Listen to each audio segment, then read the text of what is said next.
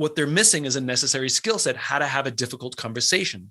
Hey, team, we need to have a difficult conversation. I'm afraid to have this conversation. I fear I'm going to say the wrong thing or accidentally trigger somebody, and I need your help because I'm going to fumble this. But it's more important that we have this conversation than not simply because I'm afraid.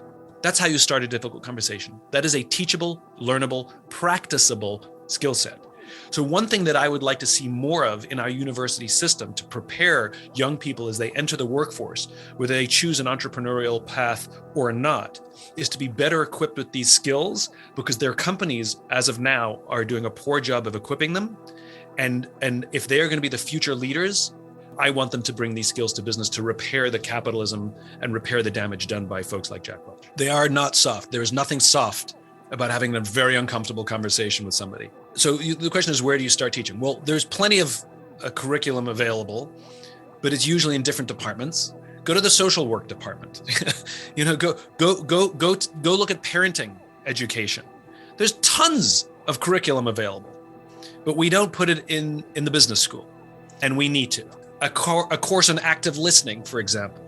We are terrible listeners. We're good at screaming and yelling, and we're terrible at listening. The mere fact that there's even, it's even a thing, it's even a meme about how to get through Thanksgiving because of your uncle who has, opposite political views at you.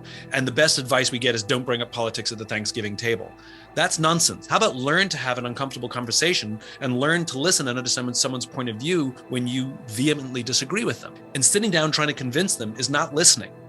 Trying to understand and have empathy is listening. And when two people with opposing points of view can find common ground, that's where growth happens. And I'll give you a real life example from, in my life. I have a friend, she is from rural Tennessee, and we discovered over the course of our friendship just how divergent our political views and views on how the world works are. To the, she buys into some, conspiracy theory. And she and I went for a walk once, and we were talking about something, and I definitely thought, and I may have even said, how can you be so stupid? And she stopped in her tracks and said, you just called your friend stupid. And I realized, what have I done? I'm literally closing off any opportunity for constructive conversation here because I judged and accused, even if I think whatever theory she's buying into is not grounded in fact. I attacked her. And so I had to learn to take a step back and embrace empathy. And instead of trying to convince her that she was wrong or point out the facts that dispute her beliefs, I instead went on a journey of learning to listen and understand how she came to believe in the things she believes. And during COVID, we had many conversations that were diametrically opposed. And instead of attacking each other or trying to convince each other, we got really good at saying, tell me more about that. Where does that come from? And almost always I could find a fact or I could find a detail that says, you're absolutely right there. That is absolutely true. And the minute we could find common ground, all of a sudden we could build up from there. And she became much more open to some of the points of view I had as soon as I could affirm some element in what she had or find something I agreed with. And that skill of active listening is incredibly difficult, but immensely valuable in finding common ground, especially with people with different political points of view. But the point is you're going to have disagreements with people about what decision to make for the company. You're going to have decisions about what to do with an underperforming employee. What do we do? Somebody who's resistant to coaching. How do we react? Difficulty is the nature of the game. There's nothing smooth about business. It is an incredibly complicated game it's a game of people, right? It's all people. Customers are people, investors are people, employees are people, everybody's people, and people are messy. And they're filled with ego and insecurity and ambition and fear and all the rest of it. Congratulations, there's your company. And, the best leaders are the ones who aren't necessarily the best at reading the P&L. The best leaders are the ones who learn and commit themselves to learning all the skills necessary to navigate those complications. And in so doing, building trust from their team that gives them permission to even make mistakes. If you're the person doing the hiring, then you have a responsibility to put out what your vision is. If you're just hiring a skill set and you're ignoring whether that future employee, that candidate even believes in what you believe, then if you hired somebody who shouldn't be on the team, then you bear some responsibility. You can't just scream and yell at them and call them underperforming and let them go. You bear some responsibility, right? You made a mistake in hiring them. So that's part. If you're not the person responsible for hiring, but you're stuck with someone, you're working with someone who doesn't buy into the team goal, that shouldn't impact your optimism, right? It'll cause frustration, but let's be crystal clear what optimism is. Optimism is not blind, nor is it naive. It is not the same as blind or toxic positivity. Everything's fine, everything's good, everything's fine. And a lot of leaders make that mistake, which is in difficult times, they falsely believe they have to be positive and put on a brave face every day to inspire the team. But it does the opposite, because when we're in the mud together and you're blindly positive, I know we're in the mud, so I just don't believe you. And so it actually makes things worse. Or I look at you, go, oh my God, how can you be positive in this difficult time? There must be something wrong with me.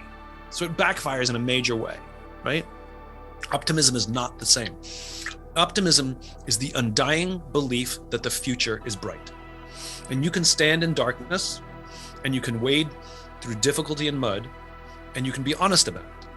We are going through an incredibly difficult time. It is filled with uncertainty, and I am uncertain as well. But there's one thing I know for sure.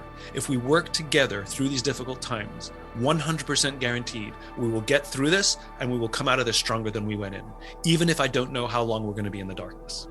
That's optimism. And no matter who's on the team, who may or may not buy into the goal is not to obsess about the one or two people who aren't bought in.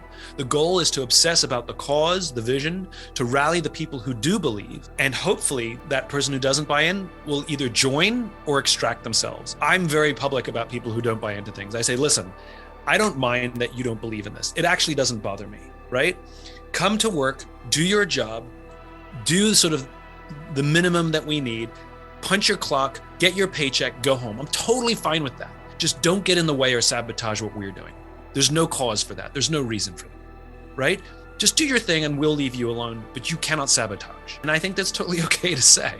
I've definitely said it, not necessarily at somebody, I've said it in an audience, to a group to a team. Like, if you don't believe in it, I'm cool with it. Just collect your paycheck and just leave the rest of us alone. There's no reason you need to sabotage. Of course, you have to make short-term decisions, of course. But making sure you maintain vision for the future includes things like integrity. It includes things like adherence to values, right?